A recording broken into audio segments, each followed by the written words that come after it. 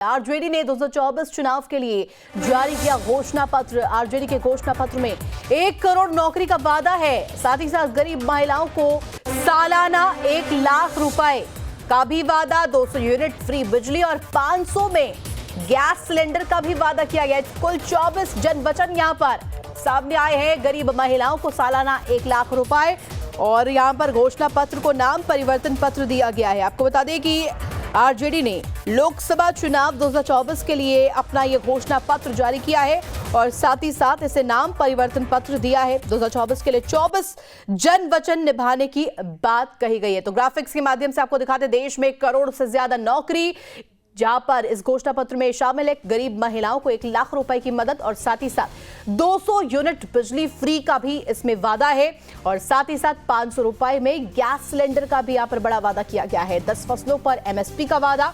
ये कहा गया है कि जब इंडी की सरकार बनेगी तो ये तमाम चीजें हैं जिन पर नजर देखने को मिलेगी और अग्निवीर योजना को लेकर खास तौर पर यहाँ पर जिक्र है, जिसे हटाया जाएगा कहा गया है। अर्धसैनिक बलों को शहीद का दर्जा दिया जाएगा। रेल यात्रा में सीनियर सिटीजन कोटा लागू करेंगे और साथ ही साथ मंडल कमीशन की वजह सिफारिशें भी लागू होंगी। और आपको बता दें कि देश में 1 करोड़ से ज्यादा नौकरी रोजगार को लेकर के यहाँ पर बड़ा वादा किया गया है। तो देखिए 24 का चुनाव बेहद दिलचस्प और इस बीच आरजेडी ने यह घोषणा पत्र जारी किया है। सीधे तौर पर यहां पर साफ संदेश दिया है गरीब महिलाओं को और साथ ही साथ तमाम चीजों को लेकर जिक्र यहां पर किया गया। परिवर्तन पत्र के जरिए 24 जन वचन यानी 24 का चुनाव और 24 जन वचन हम लोग लाए हैं। डिटेल्स और सारी बातें आप लोगों को दे दी जाएगी, लेकिन जो प्रमुख चीज़ें हैं वो हम आप लोगों के समक्ष रखना चाहेंगे। जनमत, जनता अगर हमको ताकत देती है, अगर हमारी इंडिया अलायंस की सरकार बनेगी तो देश भर में 1 करोड़ नौजवानों को नौकरी, सरकारी नौकरी हम लोग देने का काम करेंगे। 2 डेट याद कर लीजिए। हम लोगों का प्रण है कि हम लोग 15 अगस्त से बेरोजगारी से आज़ादी हम लोग लाए, यानी सरकार आएगी तो 15 अगस्त से हम लोग जो है नौकरी की प्रक्रिया शुरू कर देंगे।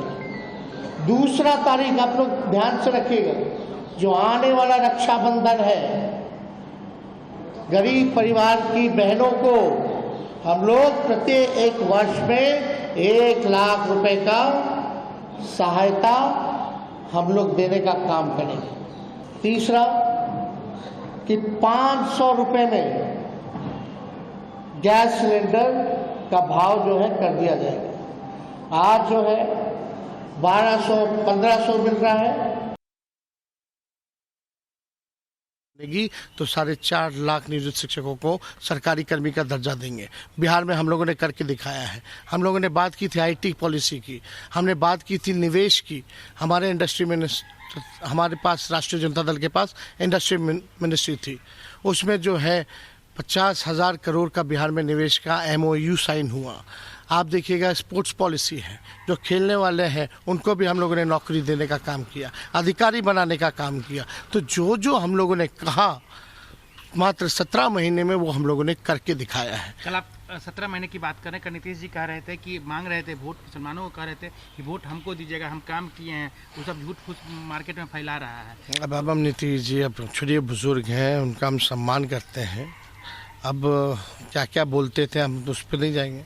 जब हमारे साथ है तो बोल रहे थे नौजवान है, युवा है, अच्छा काम कर रहा है, नौकरी बांट रहा है, यही आगे सब देखेगा। क्या बोलते थे नीतीश जी।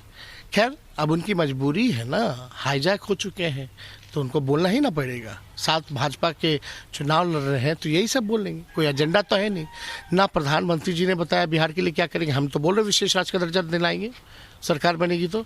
मुख्यमंत्री अब क्यों नहीं बोल रहे, प्रधानमंत्री अब क्यों नहीं बोल रहे। यही प्रधानमंत्री जी बिहार आते हैं, मोतिहारी का चीनी मिल उन्होंने कहा था कि चालू कराएंगे। यहाँ नवादा गए थे वारसिलीगंज में, वहाँ बोले थे कि वहाँ का चीनी मिल चालू कराएंगे, अब तक चालू नहीं हुआ। 10 साल कब तक इंतज़ार करेगा लोग। राज्य डबल इंजन की सरकार है, 17 सालों से 18 साल चल रहा है। 10 साल से इनके पूरा आप देखिएगा प्रधानमंत्री जी भारत सरकार में हैं, एनडीए की सरकार है। कई बार से 40 में 39 इनके सांसद जीत के गए, क्या किया? सब लोग गायब। चुनाव आता है तो आप प्रधानमंत्री भी आए तो एक वादा बताओ बिहार के लिए क्या किया। हम लोग तो स्पेशल पैकेज देंगे 1,60,000 करोड़ का, हर एक लोकसभा क्षेत्र में हम लोग जो है 4,000 करोड़ रुपया देंगे, डेडिकेटेड स्पेशल पैकेज। तो ये सब काम है। पिछले 5 दिन से दिख रहा है कि केवल आप ही चल रहे हैं पूरे देश में, चैनल पे चर्चा हो रहा है, मटन का चर्चा हो रहा है, मछली का। तो अब प्रधानमंत्री जी तो अभी सब चीज़ पे नौकरी से कोई मतलब है नहीं, जन कल्याण कामों से उनको कोई मतलब है नहीं, बिहार से कोई मतलब है नहीं, उनको बस अपनी बात करनी है। हम लोग जनता की बात करना चाहते हैं। हम बताना चाहेंगे, ये देखिए परिवर्तन पत्र है, नौकरी मिले, रोजगार बढ़े, महंगाई घटे, उद्योग लगे, किसान बढ़े, पढ़ाई स्वास्थ्य जो है मुफ्त मिले। इसके बारे में क्यों नहीं प्रधानमंत्री बोलते हैं?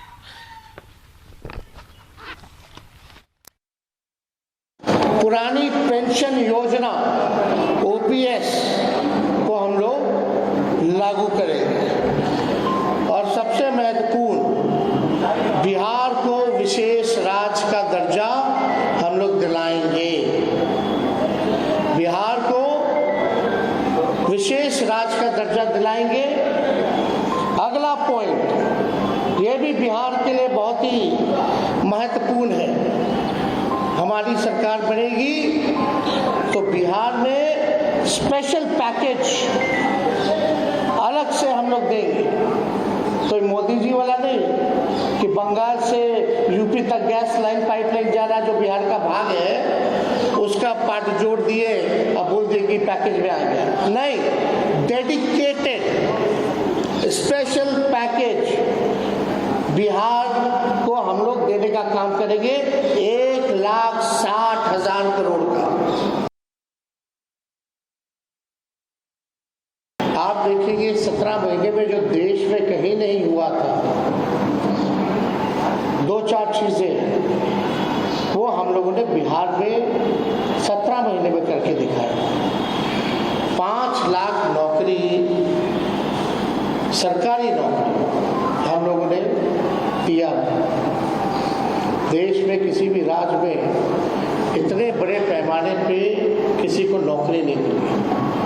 हम लोगों ने जाति आधारित गणना कराया और आरक्षण की सीमाएं जो है 75% हम लोगों ने किया था। 2020 में आप लोगों को भी पता होगा कि हमने कहा था कि तमिलनाडु के तर्ज पर हम लोग आरक्षण की सीमा बिहार में बढ़ाएंगे, तो उसको भी किया। हम लोगों ने आईटी पॉलिसी, टूरिज्म पॉलिसी, खेल नीति, ये भी प्रॉमिस किया था कि जो पढ़ेंगे उनको तो नौकरी मिलेगी, लेकिन और राज्यों में है कि भाई जो मेडल लाता है देश के लिए, जो अच्छा खिलाड़ी है उसको भी नौकरी मिलनी चाहिए।